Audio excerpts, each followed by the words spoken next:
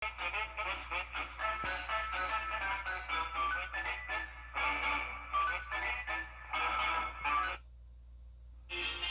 is here and it came with a cold snap. Our temperatures this morning were in the upper 20s to mid 30s.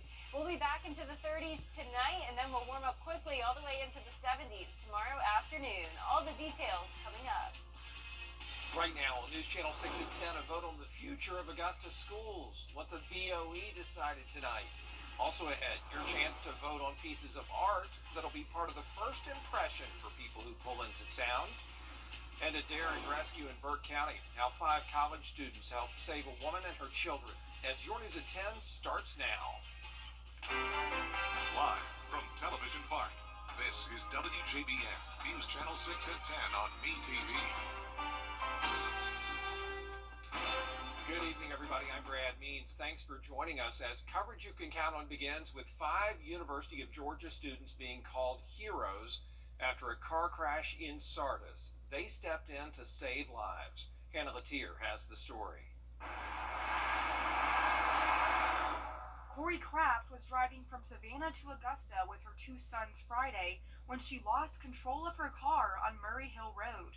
I guess I was too close to the edge of the road, hit a pothole or a bump or something, and lost control of the car, and next thing I know, I was in the water. The car grazed the Briar Creek Bridge guardrail and plummeted for nearly 140 feet before crashing into the creek. I unbuckled and immediately started reaching around to try to get out, and actually was able to get out through the sunroof that had shattered, and then whenever I got up, it was immediately get my kids. Whether you want to call it divine intervention or just plain luck, UGA students Jane McCardle, Molly McCullum, Eleanor Cart, Clark Jones, and Caitlin Ianis were driving the opposite way and saw the whole accident. It was a miracle. They were going to Savannah to St. Patrick's Day, and how they ended up going that route, I'll never know. But, it's a miracle that they were there. The girls turned around and helped rescue the family before first responders were able to get there. 4 of the firefighters jumped in, and I think one of them called 911. Whenever I got my youngest out of the car, one of the girls did CPR on him to start getting him to breathe again, getting the water out of his lungs. If it weren't for the girls' bravery, Kraft thinks there would have been a different outcome. Without them, I don't know if my youngest would actually still be here. They didn't have to stop and do what they did, but they did, and I'm very thankful for it. In Sardis, Hannah Latier, WJBF News Channel 6. All right, it is time now for a first look at our weather. Jenna checking in on this cool beginning to spring. That's right. The temperatures this morning were in the upper 20s in some spots, Brad. Notice our recorded the low temperatures this morning dropped down to 29 in McCormick, 30 at the Saluda Airport. Seeing a lot of 30s over in Aiken, Lincolnton. Augusta Bushfield did stay above freezing though at 36, just above freezing by 1 degree in Evans at 33. Our high today was only 62. That puts us 10 degrees below our average of 72, but we'll be right back to that average of 72 by tomorrow afternoon. In the meantime, it is a clear night as we take a live look at our Terry Lambert Hyundai Skyview cam at the airport. A little bit breezy still, but those winds are nowhere near as high as they were last night, with our temperatures sitting in the upper 40s to low 50s. 47 in Augusta, 50 in Barnwell, 51 in Louisville, 48 in Sylvania, Sparta, you're at 49, and 51 in Edgefield. Satellite radar showing high pressure to our south. We do have an area of clouds and some spotty showers down in the Gulf of Mexico, but overall, not much going on across the region. We'll stay dry and sunny for our Wednesday with those warming temperatures. Right now, winds coming in from the southwest, 5 miles per hour in Augusta, 9 in Aiken, 7 in Barnwell, 7 as well out in Crawfordville. Now for tomorrow morning, those winds will still be around 6 to 7 miles per hour, 40 at 5 a.m., dipping down into those mid to upper 30s, but I am expecting everyone to stay above freezing tomorrow, so that's good news. Still a cold night nonetheless, though, warmer by tomorrow afternoon. We'll keep it dry until Friday. That'll be a pretty wet day, but then we'll be mostly dry again over the weekend. I'll have a look at that next chance of rain coming up in the full forecast, so stay with us, but back to you, Brad. Jenna, thanks. Coverage you can count on continues with a big vote from Augusta. A local basketball star is experiencing March Madness firsthand. His thoughts after the break. And a cold first night of spring. Temperatures once again dropping into the 30s, but then we will warm up very quickly. All those details after this break.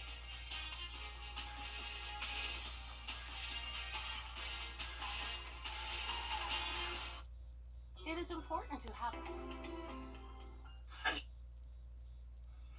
Now, your most accurate forecast with WJBF Live 5/6. Earlier today, I got to go to Columbia County Community Connections. This was an after-school program with elementary school students, and I got to teach them all about the weather. Great group of kids, and a big shout out to Beth and her daughter Ella. She is pictured there.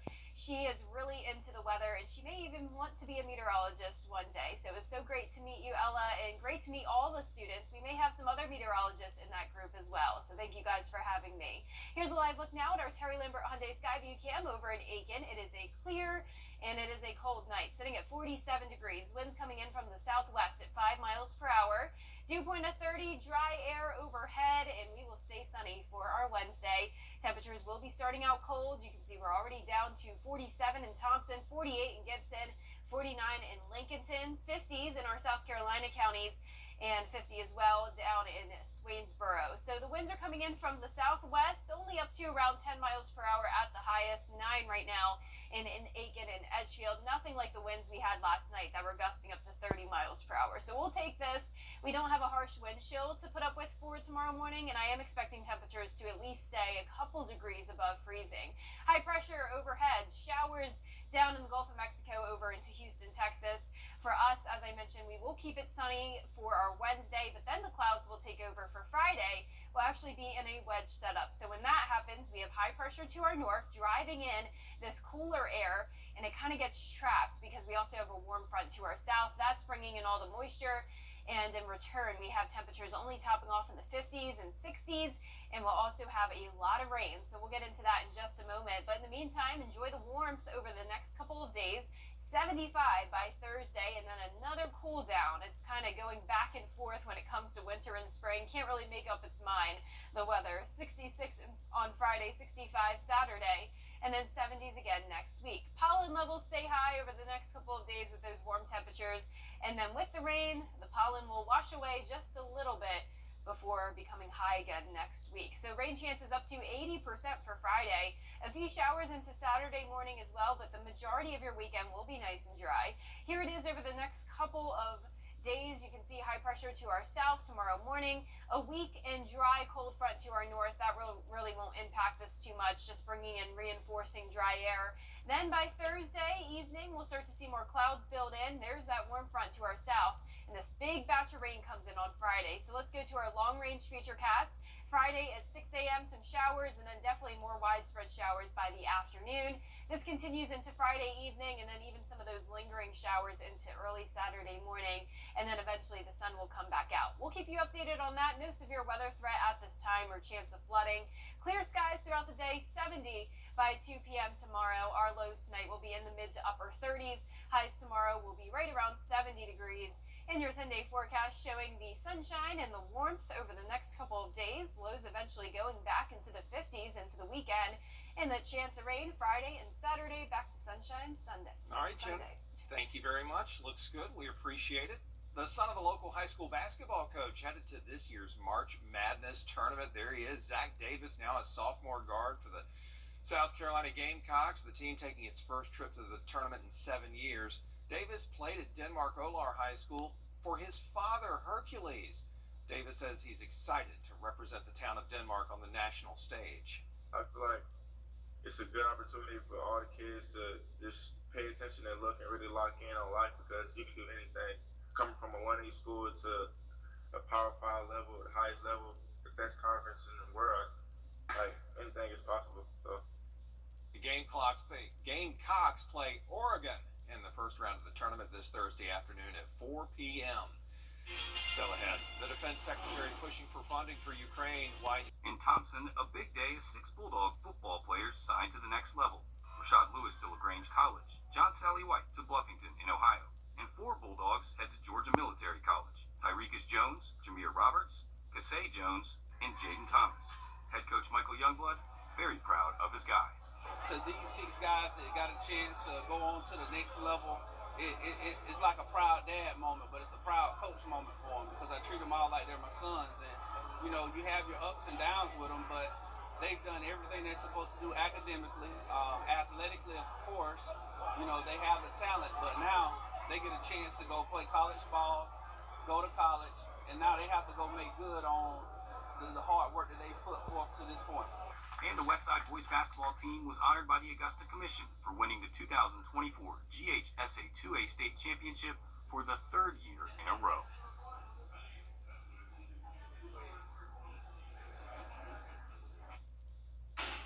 Well, that's all. And last but not least, how about this? Shell art, and somebody who loves it so much that she's making it a part of her daily work. That's right. Even though Valentine's Day is long gone, her art shares an interesting history. Cassie Hudson with more. This month at the Voorheesville Public Library, you'll find more than just books. They're exquisite. Absolutely beautiful. A new exhibit showcases a vibrant display of seashell artwork made by librarian Virginia Marcellus. Back in the 1800s, seashells were constructed into intricate designs known as a sailor's valentine. We think that name came about because of the folklore, the thought that these guys would make these valentines on their long journeys when they were away from their sweethearts. The truth is, they are actually made by the women of Barbados, and they were sold as souvenirs. As Virginia explains, there's been a modern revival of the souvenirs. These are green narities. The award-winning seashell artist has been collecting shells, researching and making sailors' valentines for most of her life. Once I get started, I will just go all night long without even realizing what time it is. Her passion sparked when she laid her eyes on her first sailor's valentine during a visit to a Cape Cod museum as a little girl. She said she couldn't afford to buy one, so she decided to make one. It's a huge thrill for me, and especially because we're inland and you don't see any seashells around here. You know, maybe my passion for creating these will spread and people want to learn how to do it themselves. Oh, that's just beautiful. Yeah, those were awesome. So impressive.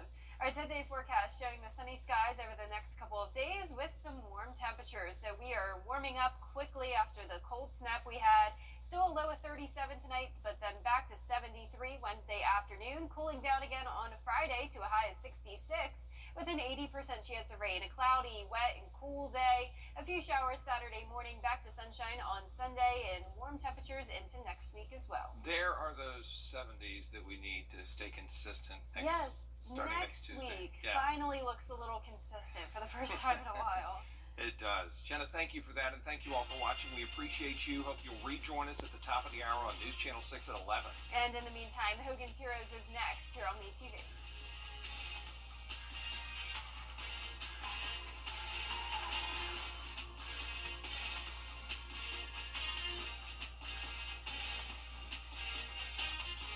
Good luck and play on, America.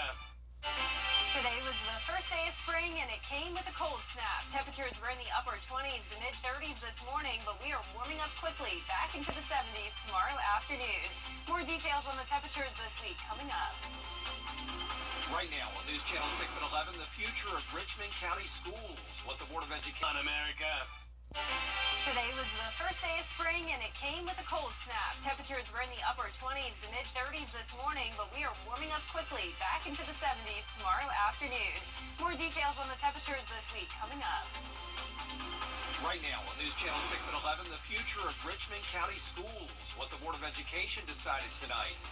Also ahead, filmmakers at the state capitol in Atlanta as lawmakers look at tax breaks for those movie makers. And 4 years after the death of Breonna Taylor, lawmakers trying to pass an act to prevent deaths like hers. How they plan to do that as Your News at 11 starts now. Live from Television Park, this is WJBF News Channel 6 at 11. Good evening, everybody. I'm Brad Means. Thanks for joining us. As coverage you can count on begins with a big vote from Augusta's Board of Education tonight. It is time now for a first check of our weather. Meteorologist Jenna Petracci is here with that. Well, it was a cold first day of spring with temperatures dipping down below freezing earlier this morning. Here's a look at those recorded lows. Notice some of us at 29 degrees.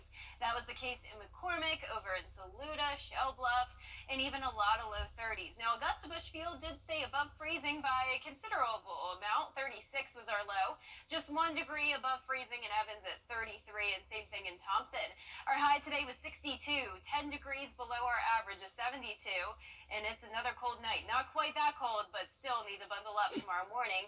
Here's a live look now at our Terry Lambert Hyundai Skyview Cam in Aiken. Pretty quiet night. Temperatures in the upper 40s to around 50.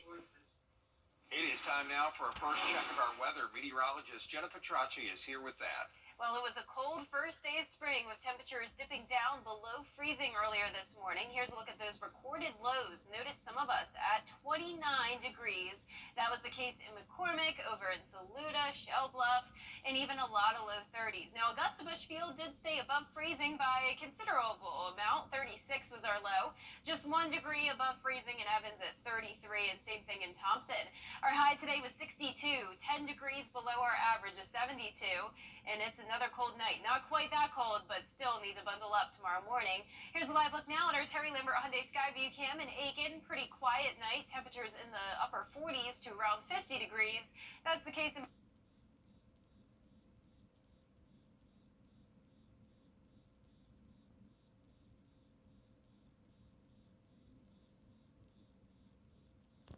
It is time now for a first check of our weather. Meteorologist Jenna Petracci is here with that. Well, it was a cold first day of spring with temperatures dipping down below freezing earlier this morning. Here's a look at those recorded lows. Notice some of us at 29 degrees. That was the case in McCormick, over in Saluda, Shell Bluff, and even a lot of low 30s. Now, Augusta Bushfield did stay above freezing by a considerable amount. 36 was our low. Just 1 degree above freezing in Evans at 33, and same thing in Thompson. Our high today was 62, 10 degrees below our average of 72, and it's another cold night. Not quite that cold, but still need to bundle up tomorrow morning. Here's a live look now at our Terry Lambert Hyundai Skyview Cam in Aiken. Pretty quiet night. Temperatures in the upper 40s to around 50 degrees. That's the case in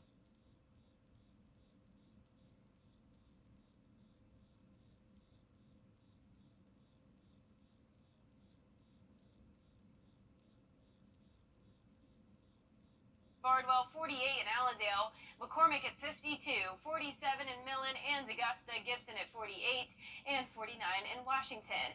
The satellite and radar showing high pressure overhead, really not seeing any cloud cover across the two-state. Clouds down in the Gulf of Mexico with some showers, but we will stay sunny and dry for your Wednesday. Winds are much lighter than they were last night. You may remember those wind gusts up to around 35 miles per hour. Definitely no longer the case. We still have those wind gusts up to around 15, with a sustained wind value of 10 miles per hour in Aiken, but not nearly as bad, so you don't have to worry about a harsh wind chill tomorrow. Winds will be right around 6 to 7 miles per hour. Temperatures in those upper 30s for the most part. So one more cold night, getting warmer quickly though. By tomorrow afternoon, we'll see some 70s. Rain returns on Friday, and with that also comes another round of cooler temperatures. And then over the weekend, we'll warm back up and it will be mostly dry. More details on the forecast coming up shortly, but back to you, Brad. Jenna, thank you. For the first time in 4 years, Georgia Productions Partnership hosted Film Day in Atlanta. That is, state lawmakers debate a House bill to put a cap on tax breaks for those movie makers. Some say the film and TV business in Georgia has created thousands of jobs and investments. Others say it's grown too fast and the money needs to go to other things like healthcare and education. We got to find the right balance to our tax credits.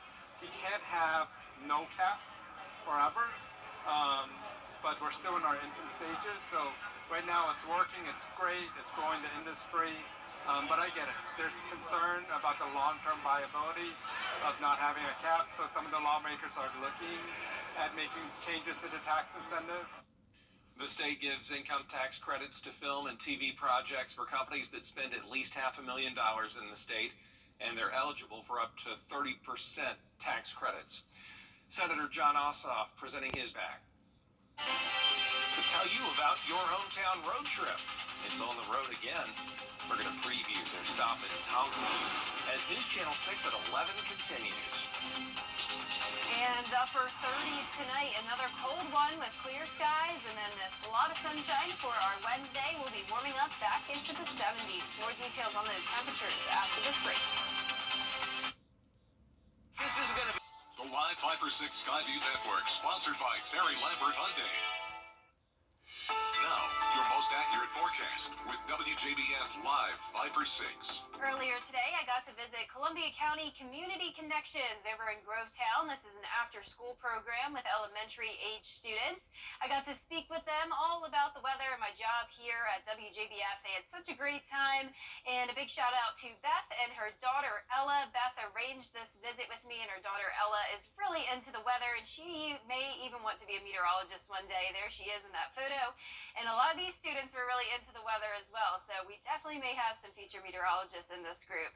So thank you guys for having me. But here's a live look now at our Terry Lambert Hyundai Skyview Cam at Augusta Regional Airport. It's a breezy night, not nearly as windy as it was last night with those really high wind gusts, but still coming in at 5 miles per hour from the southwest. 47 as our temperature. Dew points are low in the upper 20s, and around the CSRA, upper 40s through low 50s. 52 McCormick, 48 in Washington. Sandersville, you're at 49. 50 in Barnwell, 48 in Allendale, and high pressure is over the southeast. So we have some clouds and showers down in the Gulf of Mexico. That will not be impacting us. We'll keep it clear through our Wednesday with plenty of sunshine in the afternoon. Now enjoy that while it lasts, because the clouds will take over on Friday. We're back to the classic wedge setup. I'm sure you're familiar with this. High pressure to our north, that drives in the cooler air. Warm front to our south, bringing in the moisture. And in return, we have the clouds, the rain, and the temperatures really don't budge too much from the morning to the afternoon. We'll only top off in the 50s and 60s in some of our counties. So notice temperatures from 73 to 75 Thursday, 66 on Friday, 60s all weekend long, and then we'll be back into the 70s next week. The allergies are still sticking around. Pollen levels are high, unfortunately, but we will get some of that rain to wash it away on Friday and for part of Saturday. 80% chance of rain for Friday, a few showers into Saturday as well, but then the rest of your weekend looks nice and dry, back to sunshine on Sunday. And notice on the futurecast tomorrow, staying completely clear. We'll have this weak cold front to our north, really not doing anything for us, and then by Thursday evening, that's when we'll start to see more clouds build in ahead of this next system. So by Friday morning, you may run into some rain. It's just going to be some light shower activity. There's the warm front that I mentioned will be to our south.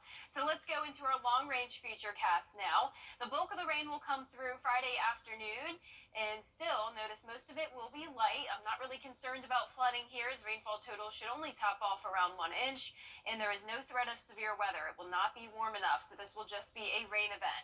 But back to tomorrow, 38 at 6 a.m., 70 by 2 p.m. Big change there between the morning and afternoon. And here's a look at our lows tonight. We'll be in those mid to upper 30s, all of us above freezing. Highs tomorrow in the low 70s, and your 10-day forecast showing the warm temperatures for now, feeling like spring. But then winter trying to make a comeback on Friday with those highs back in the mid-60s, clouds and rain. A few showers on Saturday, drying out on Sunday, and warmer and more consistent temperatures next week. Yeah, more spring-like. Yep. Thanks, Jenna. Well, for this week's episode of Your Hometown Road Trip, The Live 5 for 6 Skyview Network, sponsored by Terry Lambert Hyundai.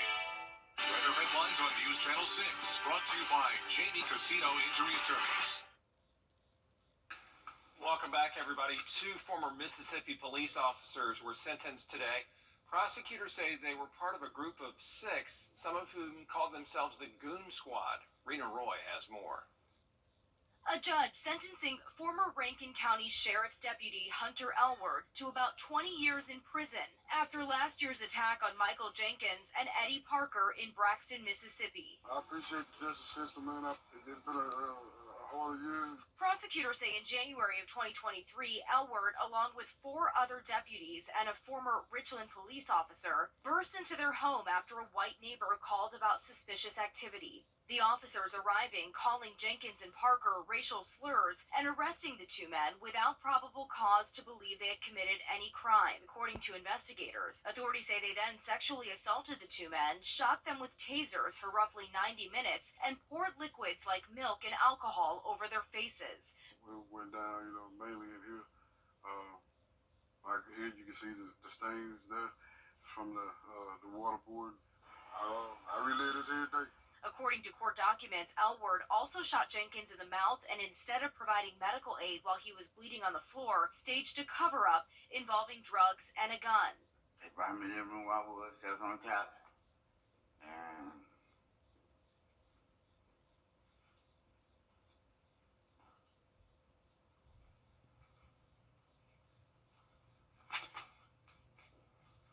he's looking at me, I'm looking at him, and he sat there for a minute. He pulled the trigger. Elward apologizing to both Jenkins and Parker in court Tuesday. For, what, is given and what is done, I forgive that part. But other than that, he still did, what he did, and he had to be punished for that. Prosecutors say some of the officers called themselves the Goon Squad for their willingness to use excessive force and not report it. The officers have not responded to ABC News' request for comment. All of the officers have pleaded guilty to a slew of federal and state charges, including deprivation of rights under color of law and obstruction of justice. The others are also expected to be sentenced later this week. Rena Roy, ABC News, New York. Like all advanced air. The butler. I wake up to the daylight, it's my morning in Augusta. Love to see your smiling faces, and it's 3, 2, 1. Something about the morning makes you feel good now. You know that I love you. Good morning, Augusta. Something about the first light makes everything go right. The fever it takes us. Good morning, Augusta. WJBF News Channel 6 wants you to join our team. We're looking for talented applicants in a variety of fields. To see a current list of job openings, visit WJBF.com/work-for-6. Join our team today. Weeknights, watch the best.